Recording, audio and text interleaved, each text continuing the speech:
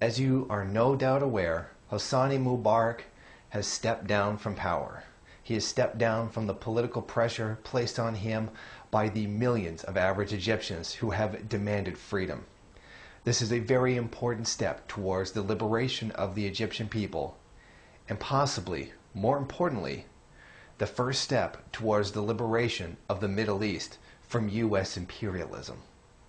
Millions of poor and working class in Egypt have risen up against the dictator that has plagued their country for 30 years. Already, this has had an impact on countries around the world.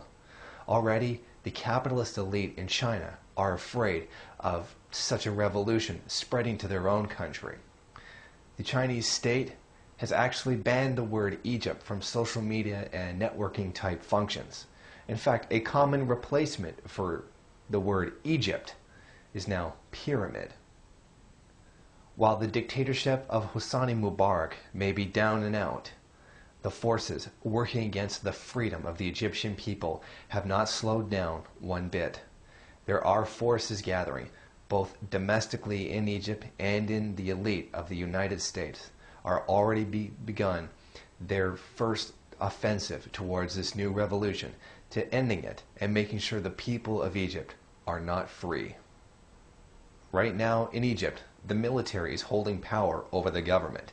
They have promised that within 6 months they will transfer power over to a civilian government. However, the fact that their statement is being hailed and supported by those in the bourgeois media as being truth should give us the first indication that this is in fact not the case, and no such plan is being enabled. The military of Egypt has no intention of allowing the people of Egypt to determine their own fate.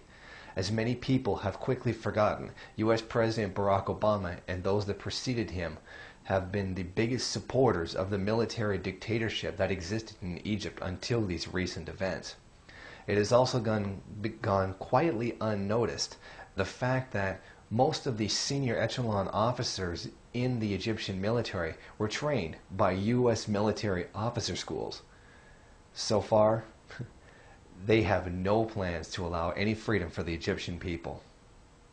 They will only defend the interests of the U.S. government. Released WikiLeaks cables have already given us a peek into what it is the Egyptian military has actually planned.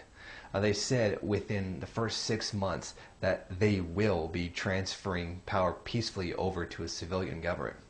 We do know, however, that the military is not going to abolish the NDP party that Mubarak was the leader of.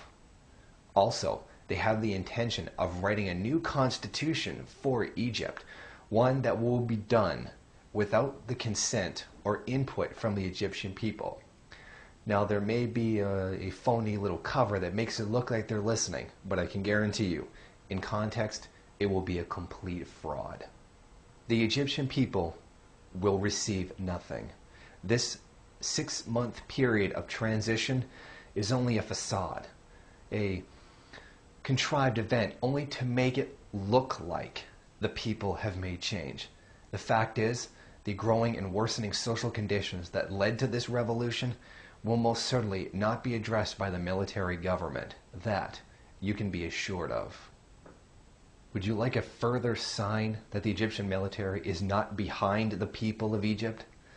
Just look at how the military are breaking up strikes and work stoppages and general strikes by the people.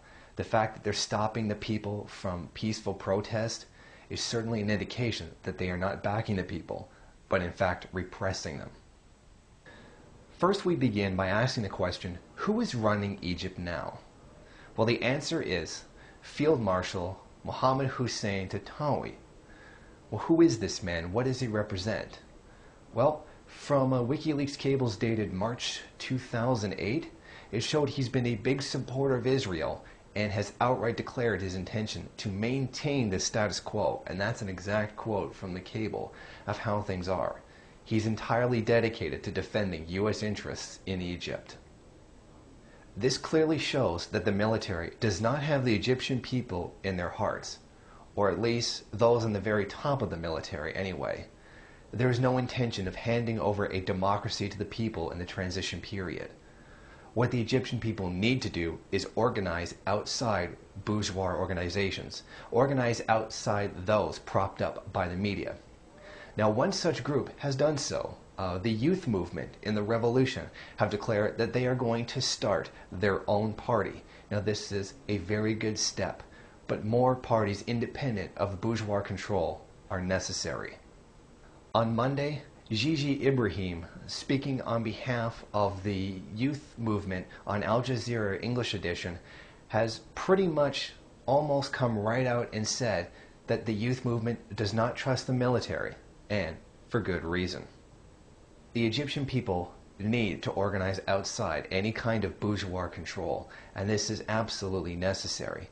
Many protesters have remained in Liberation Square and have refused to leave until the new government, or at least the military junta running the country now, address the concerns of the people. Now, this is exactly what the people of Egypt need to do. The battle has just begun. The first victory is revolution. Now, the struggle is to build a truly democratic state, and that can only be achieved by staying on top of the situation and staying on top of those in power. The people of Egypt cannot gain their freedom by following the same bourgeois organizations and those propped up by the elite media. The only alternative is a socialist alternative, a movement based from the people, for the people, towards the betterment of society and to take care of the living conditions of the millions of people marginalized inside the country. The only true alternative for these people is to unite together against the ruling class, and this will only ever be accomplished through a socialist organization. I wish the people of Egypt well, and you are all in our hearts, hoping that you truly do obtain freedom and keep it.